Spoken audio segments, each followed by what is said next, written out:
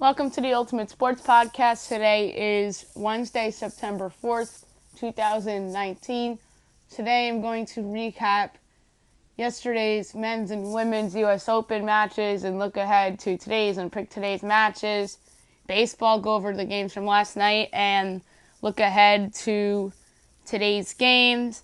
The top 25 came out for college football, so we'll go over the new rankings. FIBA World Cup results from today, and best bet of the day. Okay, we're starting in tennis. Two matches yesterday in the quarterfinal.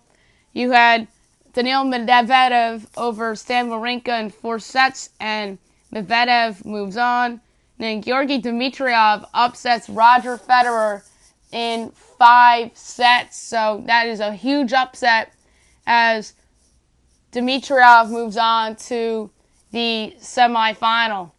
Today, you have Monfils and Berrettini. I'm going to take Monfils here. I don't feel good about it. 1:30 on ESPN. So it's going to be Monfils over Berrettini to advance. And then Diego Schwartzman and Rafael Nadal, 8:30 ESPN. This is Nadal's tournament to lose. With Federer out and Novak Djokovic out, this is Nadal's tournament to lose. And it'd be such a huge disappointment now if he doesn't win. So give me Rafael Nadal here to win here to move on to the semifinal. All right, women's side. Results. Alina Svitolina over Joanna Konta in 2 sets. Serena Williams over Wang Qiang in 2 sets. So Svitolina and Serena move on. Today, 12 o'clock, ESPN, Belinda Bencic and Donna Vekic. I'm going to take Belinda Bencic to move on in what should be a competitive match. 7 o'clock, ESPN, Bianca Andreescu and Elise Mertens. Give me the upset. I'm going to go with Elise Mertens here to move on to the semifinal. So I'm going to go with Mertens, and I'm going to go with Bencic on the women's side. Baseball.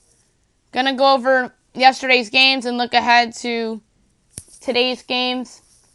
Orioles over the Rays 4-2 in Game 1 of their doubleheader. They're doing a doubleheader, or they did one yesterday because of the pending arrival of Hurricane Dorian. Baltimore's 46-92. Tampa's 81-59. Ty Block the win. Oliver Drake the loss. Richard Blyer the save. Block 5 innings, 2 hits, 2 runs, 4 walks, 2 strikeouts. ERA 9.82. Richards 5 innings, 5 hits, 2 runs, no walks, 4 strikeouts. ERA 2.7. That's Trevor Richards, by the way. Phillies over the Reds 6-2. The Phillies are 72-65. The Reds are 64-75. Nick Vincent the win. Amir Garrett the loss. Vince Velasquez started 3 innings, 4 hits, and a run, 2 walks, 5 strikeouts. ERA 4.8. He must have left the game due to injury or something. Lucas Sims 2 2/3 innings, 3 hits, and a run, no walks, and 2 strikeouts. ERA 4.86. Yankees over the Rangers 10-1. A big win for the Yankees. They have a 1-game lead on the Astros. 91-49 on the year. Texas 68-72. James Paxton the win. He's been hot lately. And Edinson Volquez the loss. Paxton 7 innings, 1 hit, no earned runs, a walk, 12 strikeouts. ERA 4.16. Maybe if he continues to pitch this way, his ERA could be below 4 on the season. That would be successful for him. Edinson Volquez was just an opener, an inning, a hit, 2 earned runs, a walk, and no strikeouts. ERA 7.45. Ariel Gerardo was okay, and then he faltered apart in, what innings was that the Yankees at the beginning? The 6th. 4 innings, 7 hits, 5 runs, no walks, 3 strikeouts. ERA 5.4.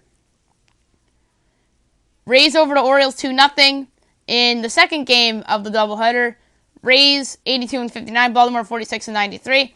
Diego Castillo to win, Gabriel Noah the loss, Emilio Pagan the save. Andrew Kittredge was the opener, an inning, a hit, no earned runs, no walks, no strikeouts, ERA 4.38. Jalen Beeks followed 2 innings, 2 hits, no earned runs, no walks, and a strikeout, ERA 4.32. And Gabriel Noah pitched well for the O's. The quality start 6 and a third inning, 6 hits, 2 earned runs, no walks, 2 strikeouts, ERA 5.72. The Nationals come back from 10-4 down in the 9th inning to defeat the New York Mets 11-10. Right off the Mets, their season's over. Like, that was the worst loss in franchise history from a regular season standpoint. They are not recovering from this, and they won't win more than 10 games down the stretch of the season. Like, I'd be dumbfounded if they won today. This team is never going to get over this loss for a long time. Just when you think, oh, they have a chance. They're up 10-4, they should close this out, and they're going to take at least 2 out of 3, and then, no, just forget about it. That loss is unrecoverable, and I'd be dumbfounded if they won more than 10 games down the stretch. Washington 78-59. The Mets are 70-68. Getting the win for the Nats in this game was Javi Guerra. Edwin Diaz, the loss, who's been the sole reason why the Mets won't make the playoffs this season. He's been absolutely terrible for them. I don't care what the advanced statistics say. Max Scherzer, 6 innings, 5 hits, 4 runs, a walk, 7 strikeouts, ERA 2.6.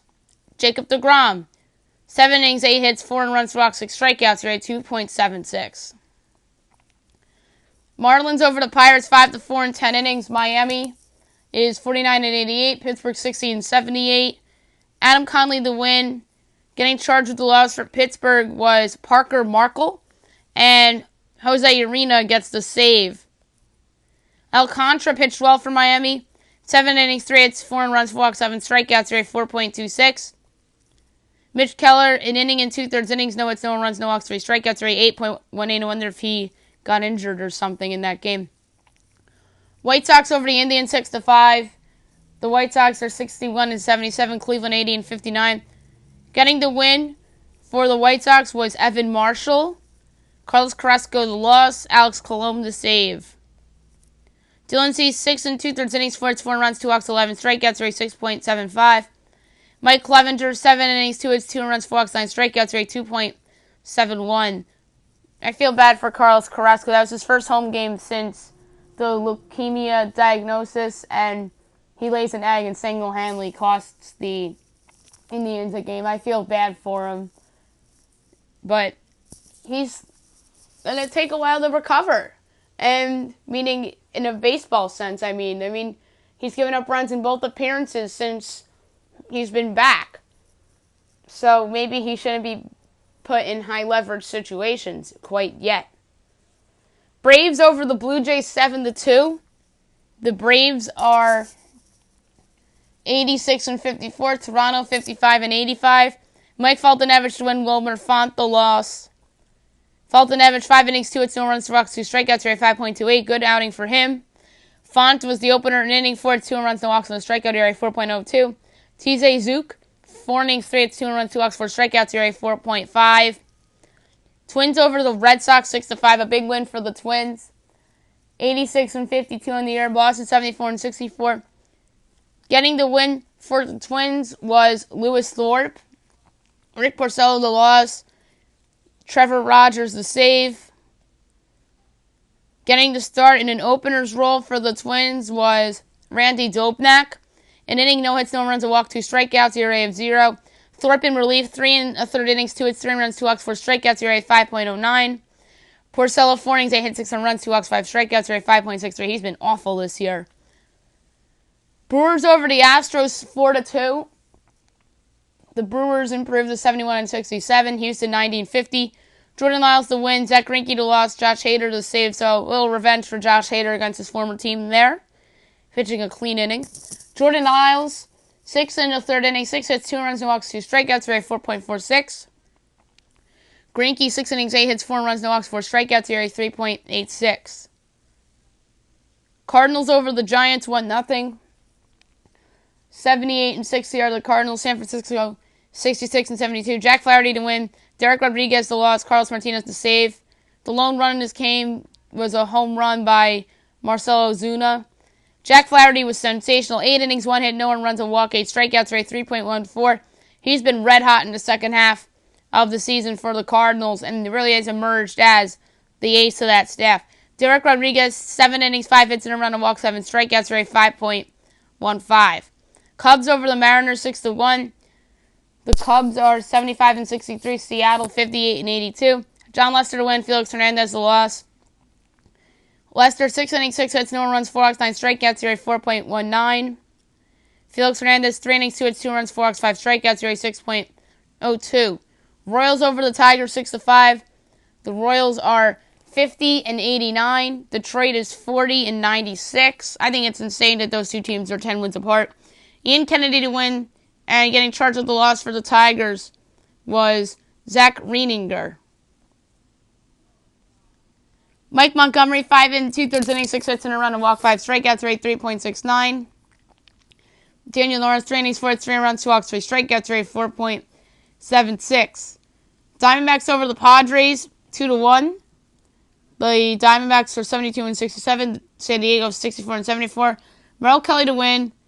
Getting charged with the loss was Ronald Bolanos, and getting the save was Archie Bradley.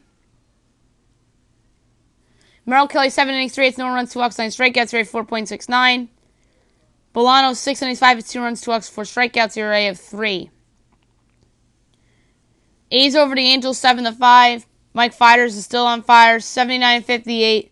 LA, 65-74. Ismario Petit gets the win, though, and Noe Ramirez gets the loss. Liam Hendricks the save. Fires 5 innings, 7 hits, 4 runs, 2 walks, 4 strikeouts, ERA 3.51, so he gets a no decision here. Doesn't pitch as well as I thought he did. Barria, 4 innings, 4 hits, 4 runs, 2 walks, 5 strikeouts, ERA 6.27. Dodgers over the Rockies, 5-3. The Dodgers are 91-50. Colorado, 59-81. Caleb Ferguson the win. Getting the loss for the Rockies was Brian Shaw. Kenley Jansen the save. Urias, 3 innings, 2 hits and a run, no walks, 3 strikeouts, ERA 2.55. And then Dodgers did bullpen by committee, and they did a nice job. Chichi Gonzalez had a fine start for the Rockies. 6 in the third innings, 3 hits, 2 runs, 3 walks, 3 strikeouts, ERA 7.29. Today's games at 1 o'clock, you have the Mets at the Nationals, which should be a lopsided Nationals win because I don't see the Mets showing up for this game. Anibal Sanchez and Zach Wheeler. Phillies Reds at 6:40. You have Aaron Nola and Trevor Bauer. Rangers Yankees at 6:30. Lance Lynn, Chad Green. Green's the opener tonight. Marlins Pirates. You had Trevor Williams and Robert Duggar slated as your projected starters, or your should-be starters. White Sox Indians. Von Nova and Shane Bieber. That's going to be a low-scoring game. Twins Red Sox. Jose Berrios and Eduardo Rodriguez. 7:45 Giants Cardinals. Madison Bumgarner and Michael Wacha. 8:15 Tigers Royals. Edwin Jackson and Jacob Junis. 9:40 Padres Diamondbacks. Chris Paddock and Zach Gallen. 10 o'clock Angels Athletics. Patrick Sandoval and Tanner Roark. And Rockies Dodgers. You got Antonio Senzatella and Hyun Ryu. Okay, FIBA World Cup. I'm going to go over those results very quickly before I get to the top 25 of the 8P poll. There's some interesting results yet again in the FIBA. So, without further ado, here we go. In Group A, Poland over Ivory Coast 80-63. Venezuela over China 72-59. Group B, Nigeria over South Korea 108-66. Argentina over Russia 69-61. Group C, Puerto Rico over Tunisia 67-64. Spain over Iran 73-65. Group D, Angola over the Philippines 84-81 in overtime, and Serbia over Italy 92-77. Tomorrow you have Group E, Turkey and Czech Republic and the United States against Japan. I think the U.S. is going to come out much more focused, as the Turkey team gave them some problems and probably should have beaten them, quite frankly. But too many missed free throws down the stretch came back to bite Turkey. So I think the United States is going to come out with more focus and intensity, and Greg Popovich is going to have those guys ready to go. I don't expect Jason Tatum to play with the ankle injuries, so they're going to have to rely on Chris Middleton, Donovan Mitchell if they want to do some damage in the later rounds of this tournament. In Group F tomorrow, Brazil and Montenegro, and Greece and New Zealand. And obviously Greece had the stunning loss yesterday. I expect Giannis to come out with the vengeance tomorrow after I think it was the Brazil coach came out and just destroyed Giannis, and which wasn't right. Giannis is, if not the best player in the league, then one of the two best players in the league. So he had no business, meaning the coach had no business ripping Giannis. So I think Giannis is going to come out with a lot to prove in this game to shut some people up. So I expect a big Giannis Antetokounmpo performance tomorrow from the Greek team. Group G, Germany and Jordan, and Dominican Republic and France. Group H tomorrow, Canada and Senegal and Lithuania and Australia. Group I begins on Friday, and we'll talk about that on tomorrow's podcast. So Group I, Group J, Group K, and Group L. By the way, K and L begins on Saturday, and I and J begins tomorrow. The new top 25 came out in the AP poll, and I want to go over it real quick and go over my thoughts on the movement with some of these teams in the poll. Some of them should have been moved around, and others obviously should not have, and there's obviously one deserving new ranked team in there, which we'll get to. Clemson's one. There should be one. They have Trevor Lawrence, they have Travis Etienne, they have Justin Ross, and they have a bunch of other studs on that team. And the only way they don't remain at number one in the AP poll is if they lose. But I can see a world where they're not number one in the college football playoff rankings, though, which we'll save for another day. 2 is Alabama. They obviously got the big win over Duke, and they have Tua Tagovailoa. They have Jerry Jeudy. They have a bunch of other studs on that team, so they should be fine. 3 is Georgia. They had the win over Vanderbilt, a taking care of business type of win. They covered late, and they have some interesting tests coming up. There was notably against Notre Dame at home. Oklahoma's 4. They had a nice win over Houston to start the season. No, they didn't cover because that was a garbage touchdown late by Houston. Although the back door or the cover door was open for Houston that whole game pretty much. But Oklahoma took care of business and won like they were supposed to. 5 is Ohio State. Justin Fields had a great first quarter in their win over FAU. Next up is Cincinnati and Luke Fickell. 6, LSU. A dominating win over Georgia Southern, and now they're a huge favorite at Texas, which to me is a bit head-scratching. Like, Texas is not a bad team. 7, Michigan.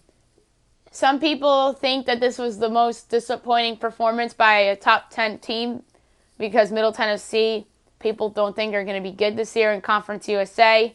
But a win's a win, and you move on to face Army.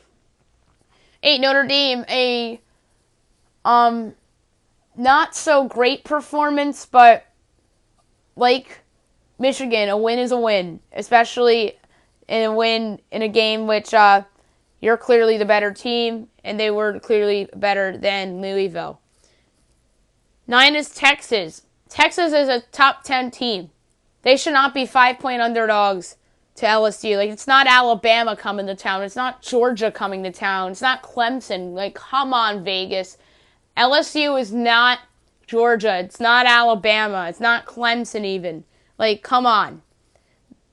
LSU should not even be favored in that game. How about that? And Texas is going to play with a big chip on their shoulder on Saturday night in what is going to be their biggest regular season game in years. 10 is Auburn. They moved up 6 spots in the AP poll with the come-from-behind win against Oregon. 11 is Florida. They dropped 3 spots even though they won 2 weeks ago against Miami, but they barely won.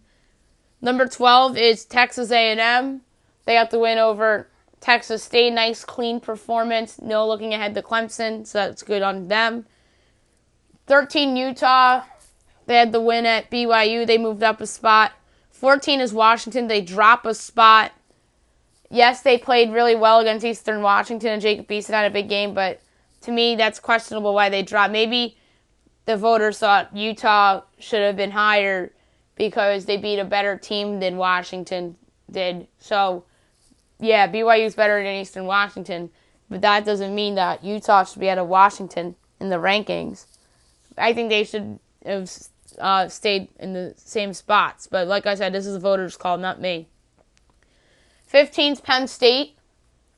Penn State had the dominating performance against Idaho, and now there's people talking about them being better than we thought.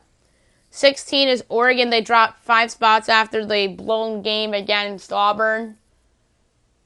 And this team really has to focus now on what's at task. They have Nevada, and then they have another game, and then they have Pac-12 schedule. So let's see if Oregon can make this a little bit more interesting down the stretch. 17's Wisconsin. They move up 2 spots after their demoralizing victory over South Florida. I think that is more of an impressive win for Wisconsin than it is a egg lane for South Florida. South Florida is better than what it showed, and Wisconsin is the real deal. Like, they should be higher on this list. They should be ahead of Oregon. They probably should even be ahead of Penn State. And you could make a case even they should be ahead of the 2 Pac-12 schools as well. Like, that was a dominating performance by the Badgers and Jonathan Taylor. 18's UCF. They drop a spot despite winning big over Florida A&M. 19, Michigan State. They got the win over Tulsa, but they drop a spot. Maybe because they didn't really try in the second half. Though they didn't have to try. They just were conservative and played defense. So, they were fine. 20, Iowa. They don't move in the rankings. They got the win. I believe they played Miami of Ohio, if I'm not mistaken, in week 1. But Iowa was fine, and next up is Rutgers, who they should destroy. 21, Syracuse. They move up a spot in the rankings, meanwhile they're an underdog at Maryland come Saturday, which to me is a head scratcher. Maybe it's because everybody thinks they're looking ahead to Clemson and everyone's overreacting to Maryland killing a an FCS school in Howard. So I think Syracuse is an undeserving underdog in that spot. If anything, Syracuse should be favored by maybe like 3 points. I don't remember what my line projection on that game was. 22, Washington State. They move up a spot after beating their opponent. I think it was New Mexico State that they beat, and now New Mexico State has to go to Bama, which they're going to get their asses kicked. And I don't remember who Wazoo has, but Wazoo looked fine in their opening game. 23, Stanford. They move up 2 spots after their win over Northwestern. KJ Costello's hurt. We don't know if he's going to play yet. I think he's questionable for Saturday at USC. If he plays, then Stanford will win. If he doesn't play, all bets are off, especially with USC starting a freshman with JT Daniels out for the season. And now it's a matter of when Clay Helton gets fired than if. So Stanford needs to be focused and ready to go, especially if Costello's there, and I think Costello will play. 24, Boise State. New to the rankings, they deserve it. They came from behind to beat Florida State with that freshman quarterback. That was a sensational win. They put themselves in a great position, in my opinion, to be the team that will get the New Year's Six Bowl out of the group of 5. I think they're better than UCF when it's all said and done, especially with the freshman quarterback. And you could argue that they have a coaching advantage as well. So, should be interesting to see what happens with Boise for the rest of the season. And this week they host Marshall, and they're like a 10.5-point favorite, which to me, it should be more than that. And 25 is a tie between Iowa State and Nebraska. Both of those teams dropped. Nebraska had a shaky performance against South Alabama. And Iowa State had a shaky performance against Northern Iowa, in which they probably should have lost. That game went to, I think, triple overtime. Maybe it was double overtime, but Iowa State might actually be worse than we think, unless they're like looking ahead a little bit and taking Northern Iowa for granted, which could be the case. I just need to see more from Iowa State. And then the others receiving votes: Virginia, TCU, Mississippi State, Cincinnati, Army, Miami, Oklahoma State, Memphis, Appalachian State, Arizona State, Minnesota, North Carolina, USC, and Boston College. One upset over an overrated South Carolina team gets you a vote. Really? Come on. Like, Mac Brown is not making a bowl game. Get over it. And I don't get why they got a vote. Like, it's not like they're 3-0 with 3 great wins over Alabama and 2 other teams. So, like, come on. Just a game that went in his favor in a close game. All right, best bet of the day brought to you by DraftKings. Some interesting things to look at. You have tennis, you have baseball, and then obviously tomorrow you have Bears Packers, and then Friday of college. So save the college and NFL stuff for another day. So we're going to start with the U.S. Open. We're going to go with Monfils and Nadal. We're going to go to the women's side, and we're going to take Bencic. Mertens is plus 160, by the way, but I'm not going to put her in best bet because she's an underdog. And then we'll go to baseball. We're taking the Nationals. We're taking the Yankees. We're taking the Phillies. We're taking the Indians and Bieber.